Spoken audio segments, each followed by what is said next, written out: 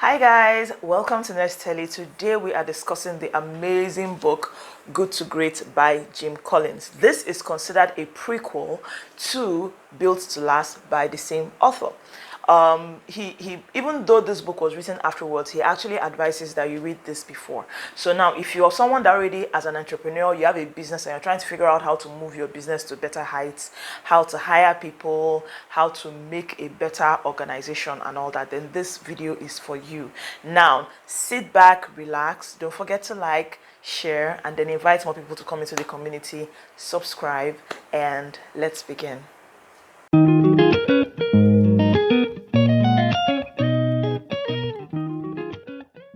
Hello, if this is your first time, I am Ness. Thank you so much for coming by. Today we're going to be discussing 5 ways that we're going to move our companies from a regular good old company to a great company.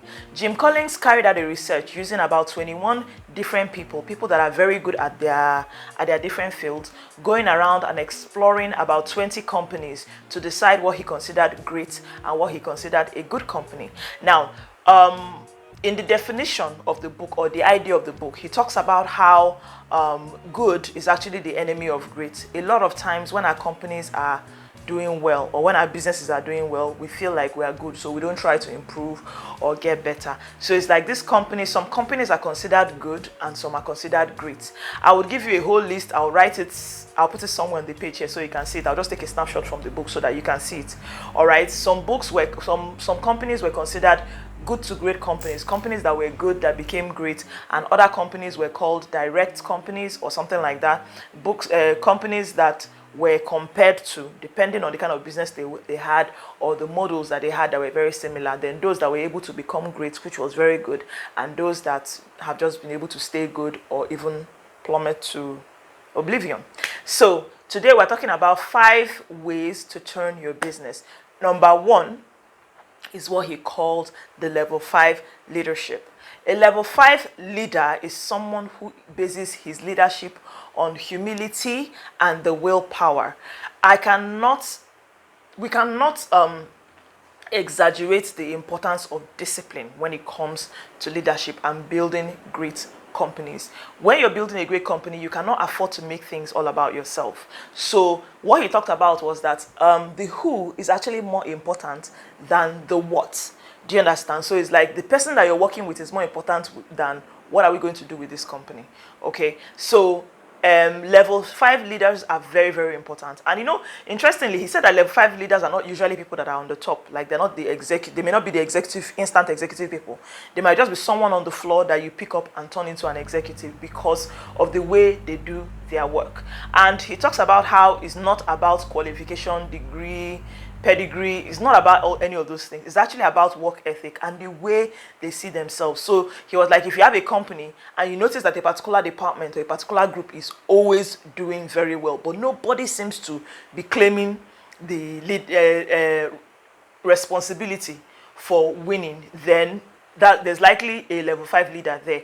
As a matter of fact, if someone is claiming to win, that person is actually somebody you don't want to have around, because the person is carried away more by bravado than they are more interested in accolades than actually doing a good job. And most times you find the level 5 person has been doing most of the work that the person that is claiming to do the work is doing. So that's number 1, the level 5 leadership. You need a bunch of level 5 leaders to be in the top tier of the company. And again, it has nothing to do with the qualification. If you have a particular company and you realize that there's one particular floor member that does an amazing job, nothing should stop you from taking this person to a higher place, because really, there's a saying, the way you do small things is the way you do every other thing. So this person is disciplined, the person has a powerful will to perform excellently, and they are humble.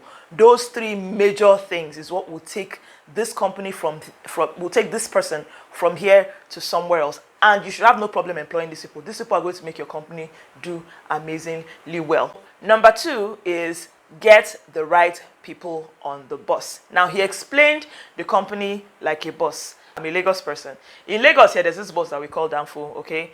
In a Danfo, usually the outcome of what a long ride can be is dependent on people that are on the bus.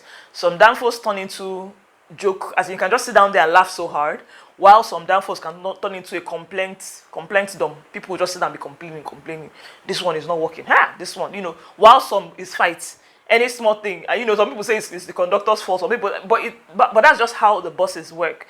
It is the people that are inside the bus that actually influences the way the bus ride goes. So, get the right people on the bus. You have to understand that your company is like a bus, and some people are wrong to be on your bus. So there are two things you should actually look at there. There's the wrong people in the bus. Then there's some people are right in the bus, but they're in the wrong side of the bus. Some people might need to be at the back. Some people might need to stay by the door. Some people might be the driver. So you have to find which is which and what to be. And he talked about things like hiring and firing people. You might find that a particular person is problematic in a particular department, but you move the person to another department and the person acts like a level 5 leader or like a wonderful, competent worker. So you have to have a good eye to point out those things very early, find them, and then put people where they are supposed to be, and have no problem with removing the wrong people from the bus. There are some people that you might want to hold on to because you like them, you like their attitude, all of that does not help. And then he also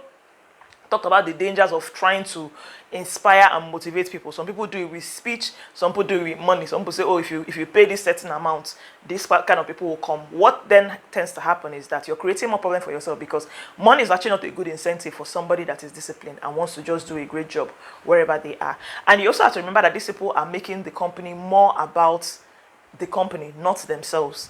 Do you understand? So it's like understanding that these people, that's this very good people that are in your bus with you, are more about the journey. So where are we going to exactly? So it's like there are people that have a tendency to think of, okay, so what's the state of the bus? Do we have enough fuel? Is there a brake fluid? Do we have all the particulars? Than people that are just like, I'm the boss here. So they just sit down there and block every other person from passing. So just try and look at it that way. When you're hiring and looking around your company, it's a wonderful way to work. So that's number 2. Number 3 is to confront the brutal reality of your company. He actually told a very interesting story here about a man that was captured in Vietnam. There was a war in Vietnam sometime in the 40s or the 50s. I'm going to write the right date here. I apologize. Between the US and a whole lot of other countries were held in Vietnam. So they always talk about the war in Vietnam. There was a particular sergeant or a commander that was kidnapped and was tortured and kept in the Vietnamese camp for about 3 years. And him and a whole bunch of other people were kidnapped, and he somehow survived, came out, and they wrote about it, him and his wife, because they were still able to somehow correspond and all that. And he talked about, he had an opportunity, that's Jim, the writer, had an opportunity to talk to this man and asked him how was he able to get past, because you think about the mental problems, like the mental issues. How do you get past depression, the disappointment? Then you're being tortured and all that, and you're being treated terribly. So it's like, how did you get past all of this and you're able to come out? Because the guy came out very optimistic and he seems to be doing well for himself. So like, how are you doing that? And the guy talked about how he was in tune with the reality of the situation. The people that did not survive were people that were highly optimistic. Now, it is funny because for business people, optimism is very important, right?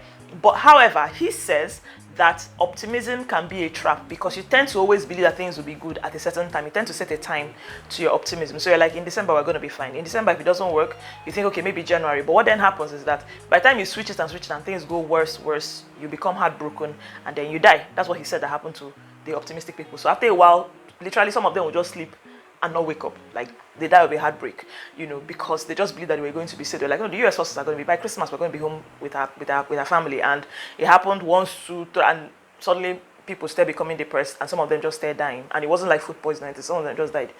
So it's like, confront the brutal reality. We are in Nigeria, as a Nigerian or wherever it is you are in the world. What is the reality? Get yourself informed. Do you understand? These businesses don't do very well. This is what you have to do well. Don't allow the idea of faith, I'm putting the idea of it now, of faith, cloud your mind as to reality of doing your business. If people that have your business have a tendency to struggle in a certain thing, confront that reality and change it so that you can do something else that will be better. So that is number 3. Number 4, create a work environment, a work climate where the truth is heard. Do not be the boss that for someone to meet you, we have to go through assistant, assistant secretary, secretary's office assistant security. Don't be that person. Let your workers be able to, like if you want to do a meeting, I think you even use that kind of thing. If you want to do a meeting, it shouldn't be an opportunity for you to shove an idea that you have in your mind down people's throats, because you're basically undermining these great people that you've employed. Do you understand? Because you're like that. It's one thing for you to hire, you see, remember the boss? It's one thing for you to hire the best people to get on the bus with you. It's another thing for you to confront the reality. The road is going to be bad. This one will happen. Forest day, bandits can be on the road, rain might fall. Then it's a whole other thing for you to now refuse to listen to them when a problem shows up. Like when the person at the back tells you, the way you're driving this bus is too rough. It's making my back hurt. It's making the people here to be in pain from the way you're riding the bus, and you'll be like, I beg you, people should just relax. This is what we're going to do now. We're going to go fast.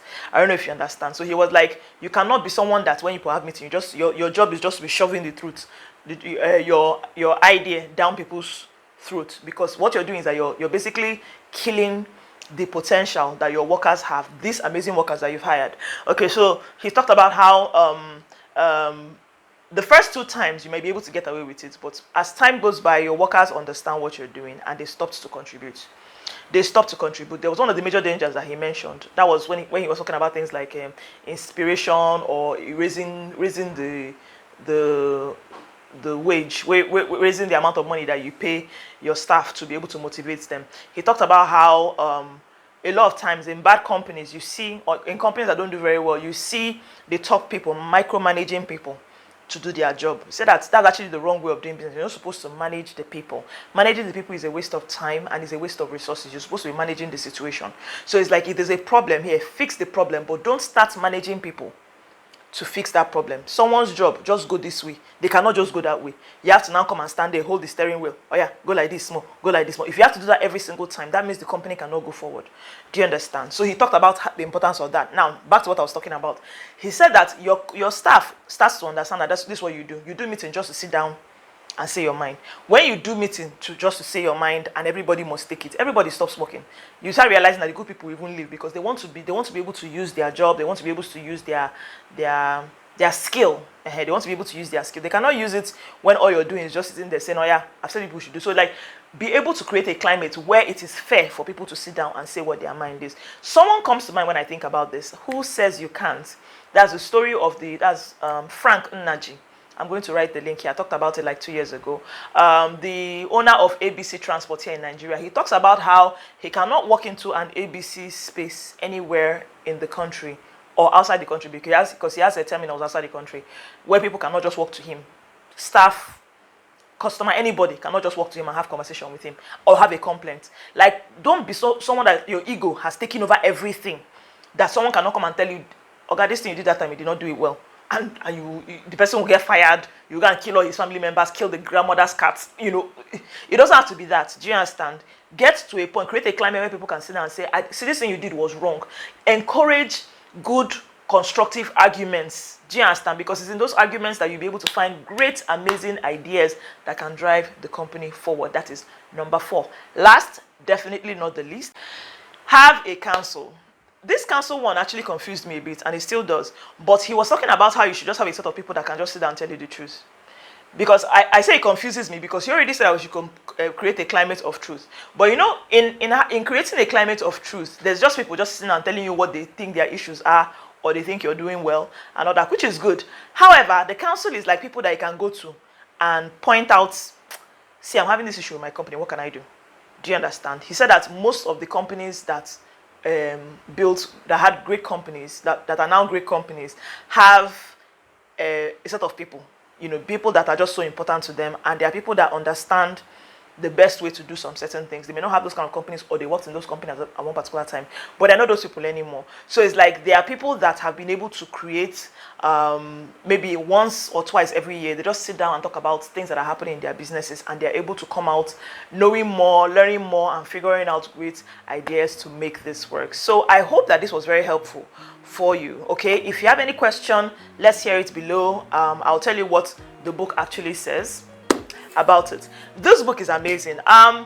It's now tempting me. I am tempted to go back to reread the other one that was built to last, because this book is now giving me a better foundation to that one. However, for this month, the month of March, where what I actually plan to do is to reread a lot of books that I've read before. Maybe I didn't give them a good enough chance, or books that I just think needed another this thing, or books I just need to try and remember and all that. So this is what we're going to be leading with. Even though this is the first time I'm reading this, this is where we are leading. So his definition of greatness, I think I liked a lot. I'm going to be reading this from my book over here. He wrote, "Greatness is achieved by working with discipline and humility towards becoming the best at one thing, having faith that it can be done." Thank you so much for watching. Until next time, bye-bye.